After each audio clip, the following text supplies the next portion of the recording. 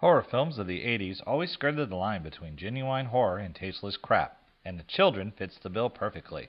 This low-down child exploitation film stars no one, but features an inept sheriff, an angry lesbian doctor, a foolish mother, and a dad who can defeat evil children but can't keep his car running. The Children starts with two lazy nuclear employees doing a pressure check on radioactive gas tanks. Naturally, the first place they look for a pressure leak is the top of the tank, completely skipping the pipes on the side. Good thing they were inept, because now we have a cloud of noxious gas floating to the sleepy town of Ravensback. Meanwhile, school is out for the day, or is it forever? Both a woman in a VW Bug and a bus driver seem to be completely unaware and unworried about the big green cloud in their path. It isn't until the town sheriff discovers the abandoned bus that things begin to happen, albeit very slowly. The sheriff, trying to investigate the empty bus without causing a panic, double-checks with the family members of the children. This gives us a chance to meet the citizens of Ravensback, and what a miserable bunch they are. Everyone seems to be angry at the man, which, considering he's just zombified their kids, may be understandable. Sluts are wastes of humanity ripe for slaughter. In fact, it seems that all of them are irritated that they even had children, and none are too concerned that the kids are missing. All except Super Dad, who can't even keep his car running to go look for him. Getting no response or support from the annoyed parents, the sheriff blocks up the town, a move that only succeeds in keeping his deputy from so much needed afternoon delight. Children, however, are already in town, and the killings begin.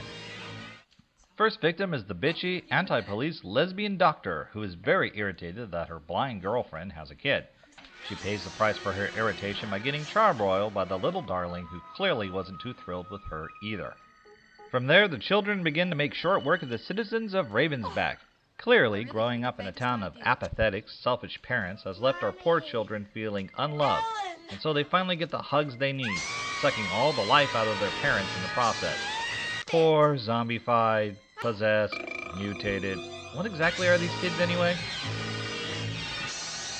After the death of 90% of the town, the sheriff and broken car dad decide something must be done. Acting purely on their ingrained and never-before-used ninja skills, they quickly chop off the hands of a child. Not only does this keep them from getting hugged to death, it returns the hands, the nails painted an obviously evil shade of black, to normal. The whole child is still, unfortunately, very dead. From there, it's up to Dad, the sheriff, and Mom, who is pregnant. Did we mention that? To stop these evil, needy children.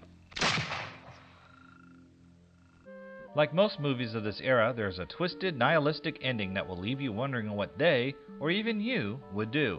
In this case, the children succeeds in making you think, what more could a horror film ask for? Oh yeah, how about being scared? The Children skirts the line between horror and sensationalism. Children being killed or hurt is extremely taboo, yet this movie shows both without excessive gore.